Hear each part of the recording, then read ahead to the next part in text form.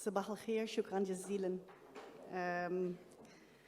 I am today representing Lynn Hastings, who is traveling as HCAI, and it's such a pleasure for me to be here today amongst you. I don't have the gift with words that Sven has, so I will speak from paper, and I apologize for that. Welcome, and thanks all for joining this important campaign. I'm glad to see as many of our member state colleagues join us here today.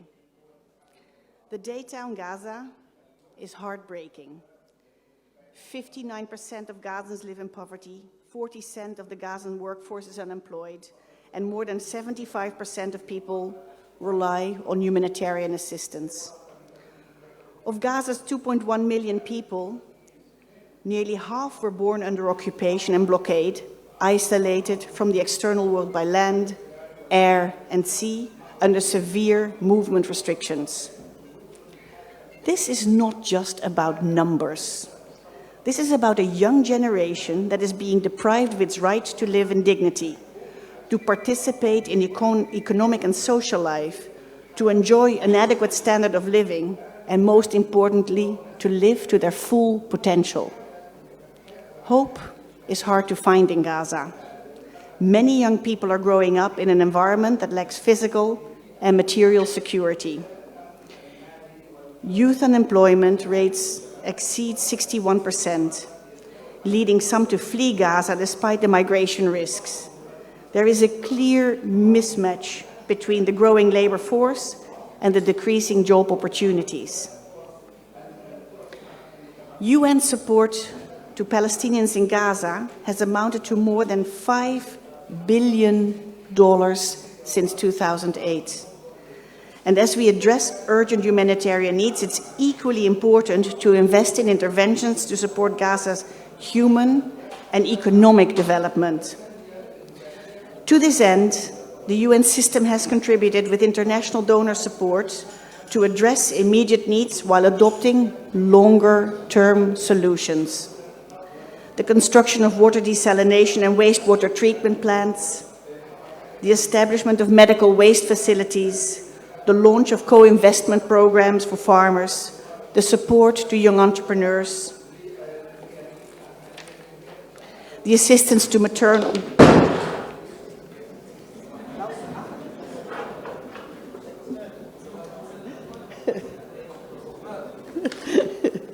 Even on the podium, it's dangerous. Kulteman? Luister maar.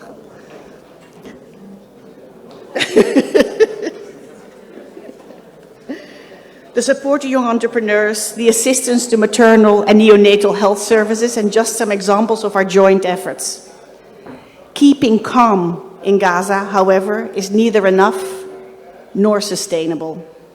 More needs to be done to alleviate the humanitarian crisis, lift movement restrictions in line with UN Security Council Resolution 1860, and remove the restrictions on imports and exports of goods and commodities that remain a key impediment to Gaza's economic development and recovery.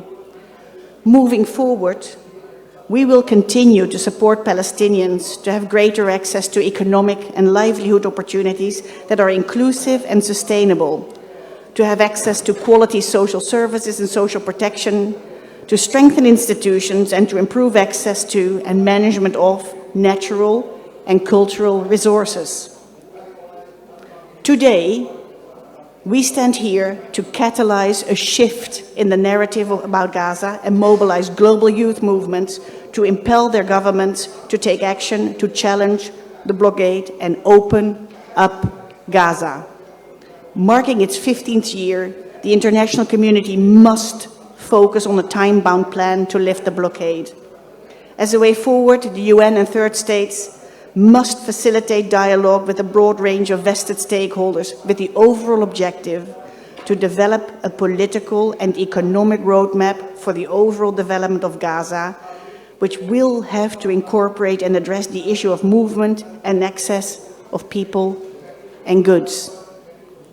The emphasis on the ground is progressively on resilience. Lifting the blockade is crucial to allow Gazans to take control of their development and lives and to wrest themselves free from dependency on unsustainable relief assistance.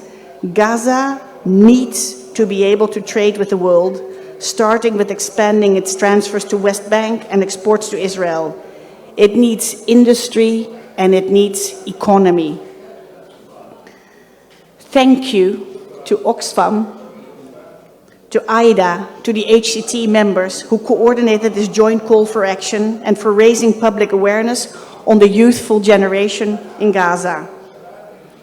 They have suffered enough under collective punishment. Let us try to create a new platform for Palestinians' narrative and open up Gaza. Shukran jazilan.